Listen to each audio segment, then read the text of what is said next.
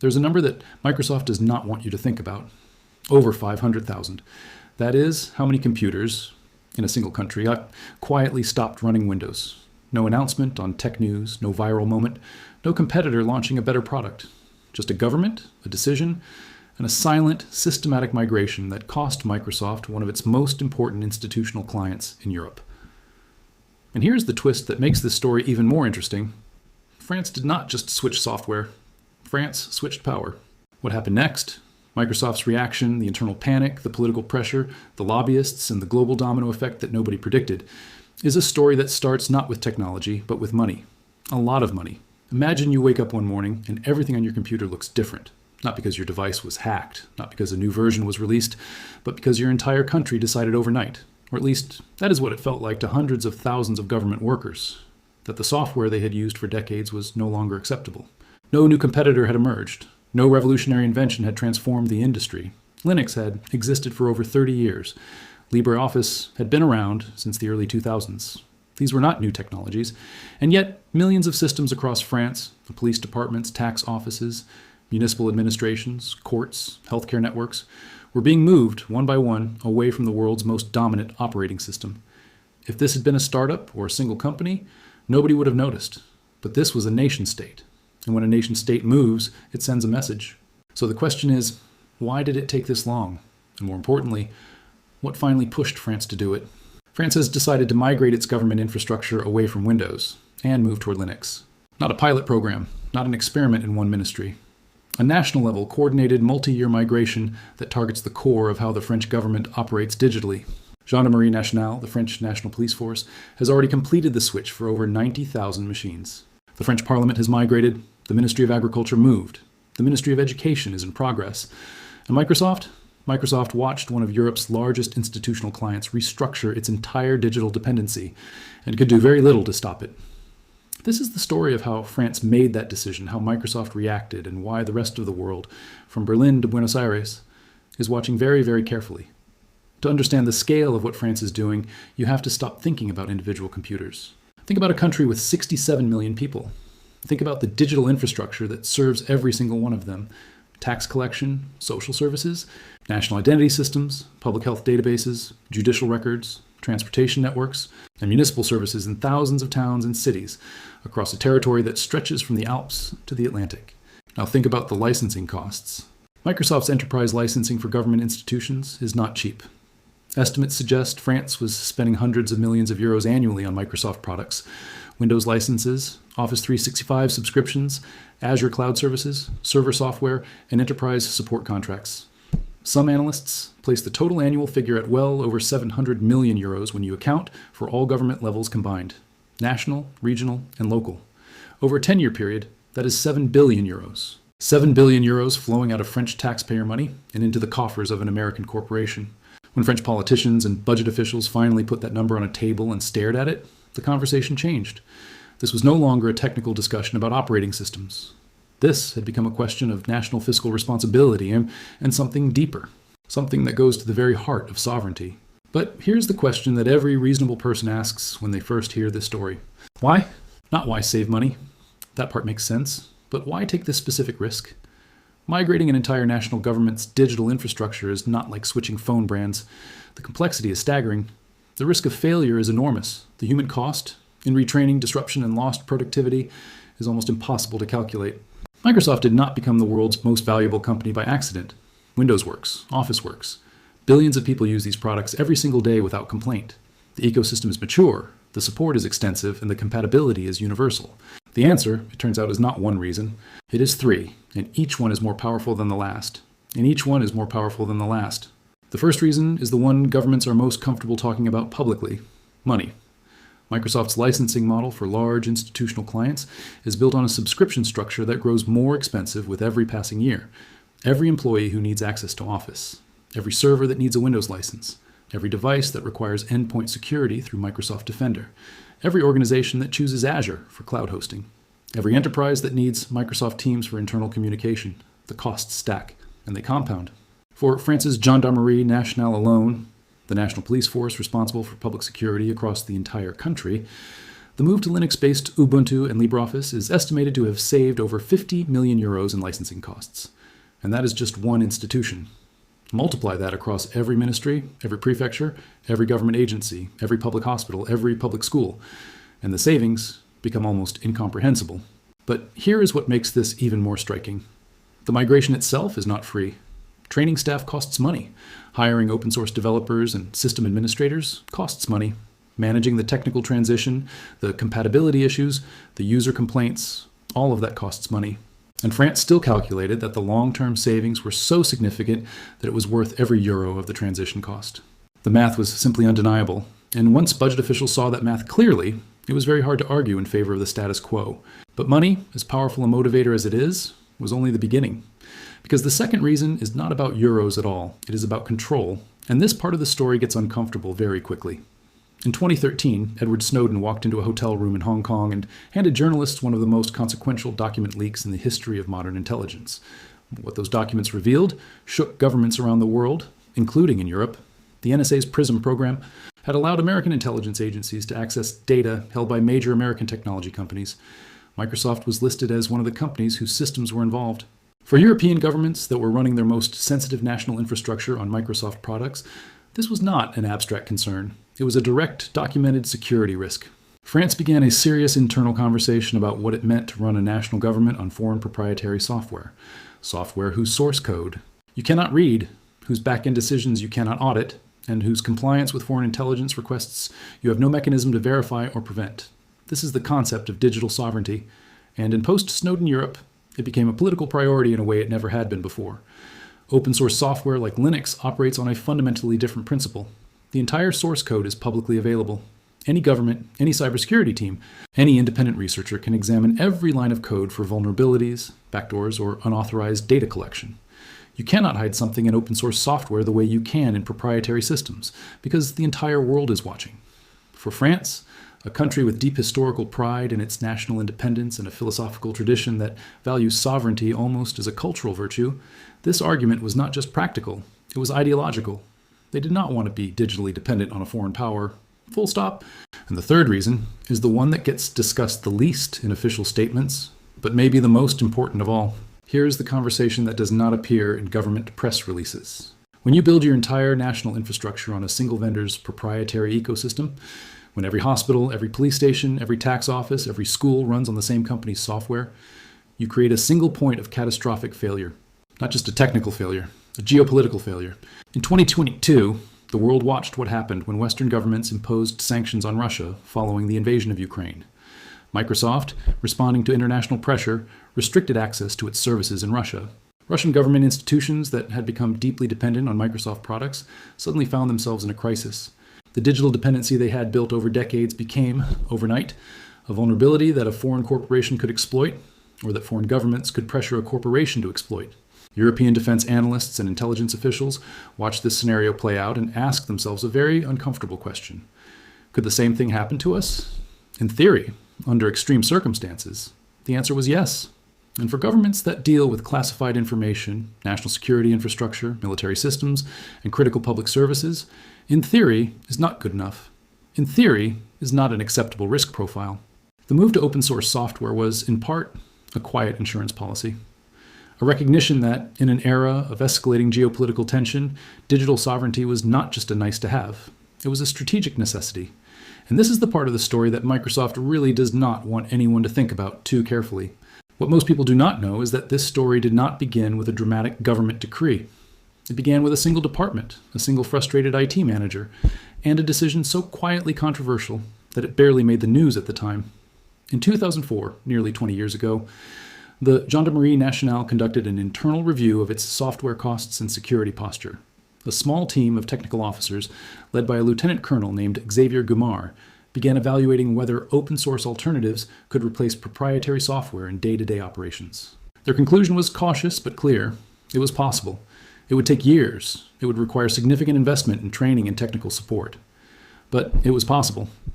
The first pilot program started in 2005, then 2006, then 2007. By the time the rest of the world was just beginning to discuss digital sovereignty in the wake of Snowden's 2013 revelations, the French Gendarmerie had already been running Linux on thousands of machines for the better part of a decade. They had done the hard work, they had solved the problems, they had built the internal expertise, and they had quietly proven, in one of the most operationally demanding environments imaginable, that open source government computing was not just a theory. It was a reality.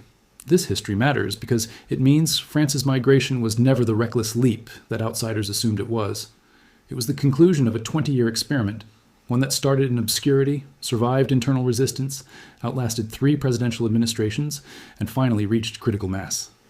The foundation had been laid long before anyone was paying attention. But here is what the policy documents and the budget reports and the geopolitical analysis all fail to capture. There are real human beings in this story. Imagine you are a clerk in a French prefecture. You have worked in that office for 15 years.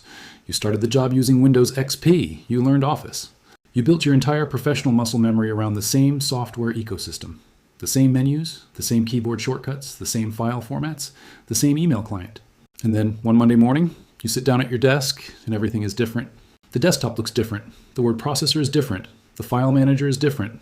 The keyboard shortcuts you have used 10,000 times no longer do what you expect. The files you have been creating for years open in slightly different ways. The printer setup you figured out in 2011 requires a whole new configuration process.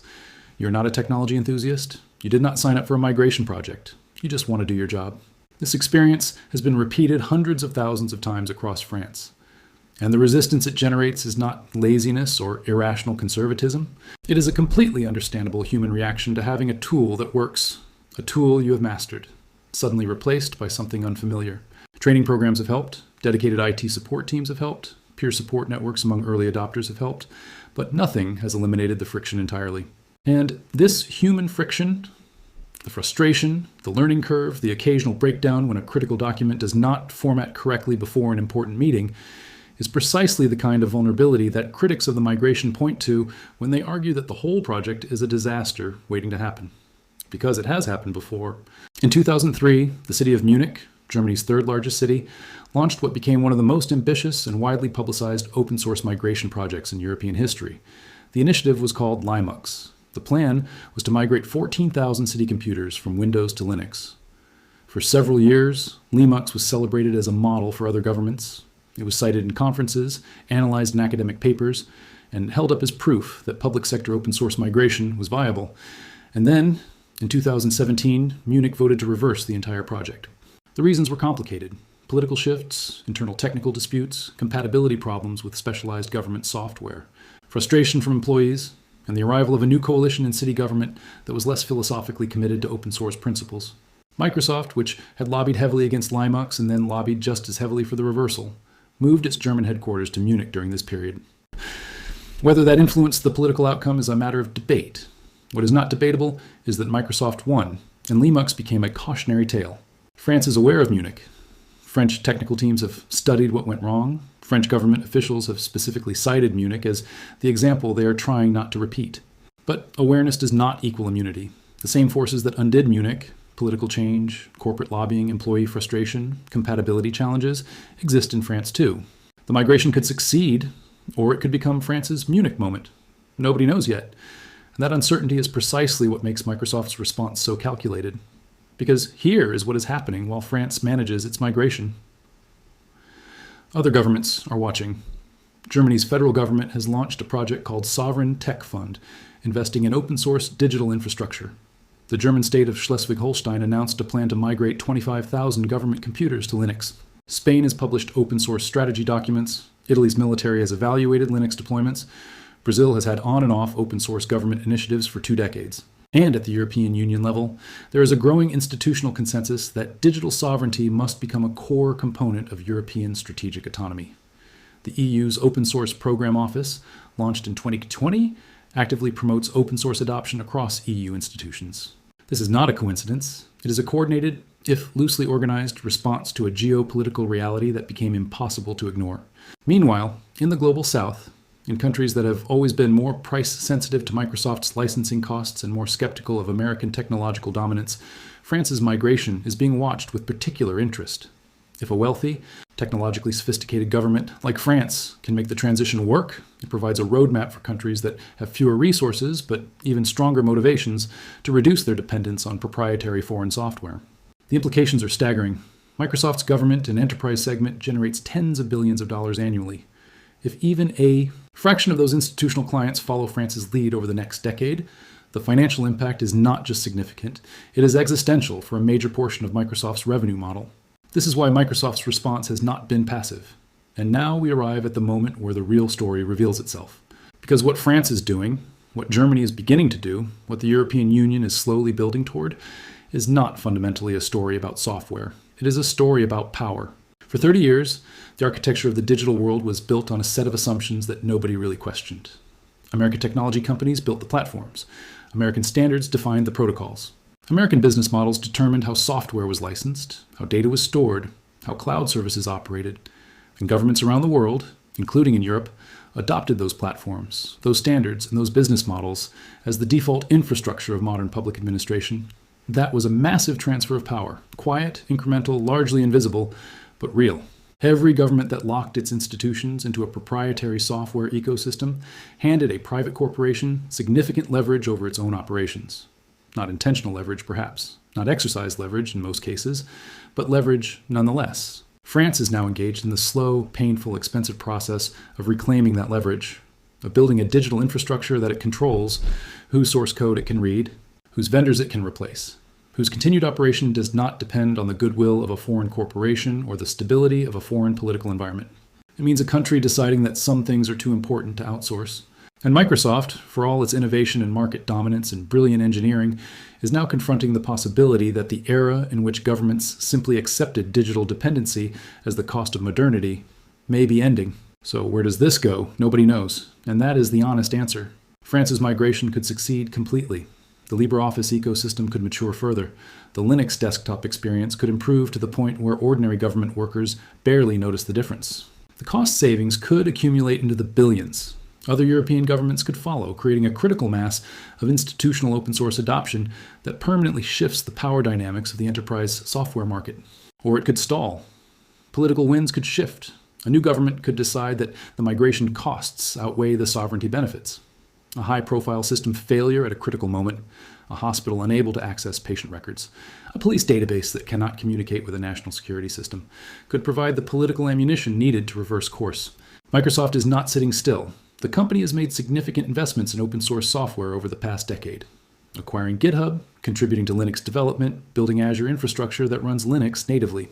Whether this represents a genuine philosophical shift or a strategic repositioning designed to remain relevant in a world that is increasingly skeptical of proprietary lock-in, that debate is still open. What is clear is that the game has changed. The assumption that governments would simply renew their Microsoft contracts forever, that institutional inertia would always protect the status quo, has been proven false, not just in theory but in practice, on hundreds of thousands of machines in one of the most important countries in the world. The question of what comes next is not just a question for France. It is a question for every government that has ever wondered whether its digital infrastructure should be controlled by a foreign corporation. And that question, once asked seriously, is very hard to unask. France started this journey 20 years ago in the back offices of a police department, with a lieutenant colonel and a small team of engineers who believed that something different was possible. They did not know back then that their quiet experiment would eventually become a national policy. They did not know that it would be studied in Berlin and Brussels and Brasilia.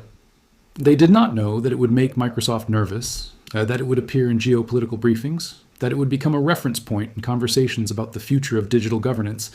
They just knew the math did not add up. They knew the dependency felt wrong. They knew there was another way. What happens next? Whether France completes its migration or stumbles, whether other governments follow or retreat, whether Microsoft adapts or fights, whether digital sovereignty becomes a new normal or remains a niche experiment, none of that is decided yet. The result is still unknown. But one thing is certain. The conversation has changed. The question is no longer whether governments can run on open source software. The question is whether they will choose to. And that shift, from can we to will we, is the kind of shift that reshapes industries. The story of France and Microsoft is not about one country switching operating systems. It is about whether the next chapter of the digital world will be written by the same hands as the last one. And that story is far from over.